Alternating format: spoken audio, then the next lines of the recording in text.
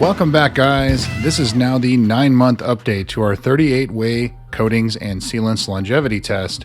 And I think there's some weird things going on with this hood, as you'll see here in a minute, but I think the super unusual weather we had back in February of 2021 may be the culprit, but you be the judge.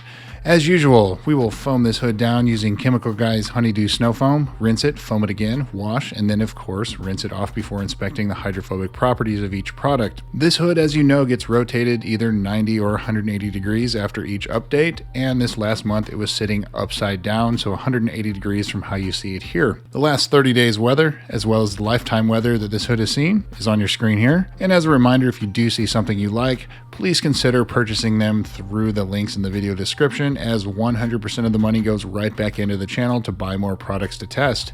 It does not buy new Porsches, I promise. If you would like to further support the channel, ways to do so are on your screen here. So without further ado, let's do further and see how things are holding up.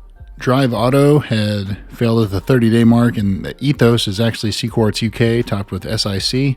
Looks like it's doing all right. Showing a little bit signs of weakness, but not quite. Owner's Pride had been marked weak last month, and it looks like it's still there. Technician's Choice Tech 580, which is a very similar product, seems to be doing much better. That's pretty interesting. But again, also surprising is 9 months. Pearl Nano, that was first wash, and Pearl Nano Spray was 60 days. The APS, the Toyota Paint Renewer, that was first wash. Jess Car Power Lock, 30 days. 3D 440 was 60 days. Extreme Solutions was 30 days. Another surprise, IGL Kenzo Graphene, also looking quite weak. Last month it looked like it was on its way, and now I think we're going to call it weak here at the 9-month mark. Glossit looking very good.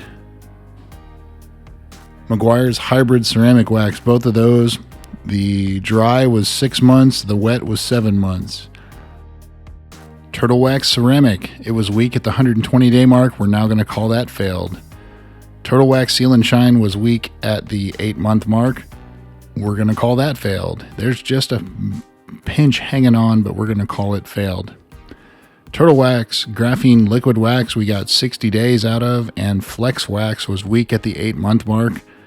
And again, it looks like we're going to call that one failed too. So a lot of changes this month. Turtle Wax, Flex Wax, 9 months.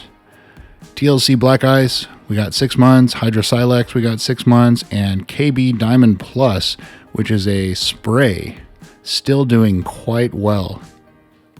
That's pretty impressive. This is my first experience using this particular product too, and it's looks like it's doing quite well.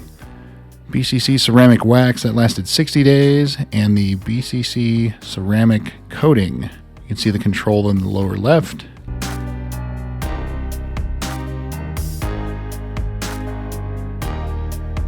Again, over to BCC Ceramic Coating and the bottom row. Still just barely hanging in there. Soft 99 Fuso, that's the old formula, still doing great. And the CQuartz product, CQuartz Light, CQuartz SIC by itself, and CQuartz UK 3.0 by itself, both doing quite well. All three of those really. Sprayway SiO2 had failed 7 days, and then 303 we got 6 months out of the new formula, 30 days out of the old formula. Adams Graphene, looks like it's still hanging in there, and Graphene Spray Coating we marked failed at the 7-month mark. Lone Star Ceramic Spray Pre-Production, 90 days. And then the rest of the bottom row we had not marked anything. Looks like Jax Wax 9H. We're now going to mark that one weak. You can see that. And Nano Age doing extremely well. That's our cheap Chinese coating. Warijin 10H. Looks like it's really close to calling it weak. What would you think? You call that one weak? I think HK Tianmei, we're going to call that one weak now at the 9-month mark. I have it marked as JK there, but it's HK Tianmei. Yep, we're going to call that one weak. And Avalon King still hanging in there. So what do you think, guys? A lot of changes here this month. And, you know, we did get a decent amount of rain. We saw last month that there were several on their way, so it comes at no surprise that there are several failures this month.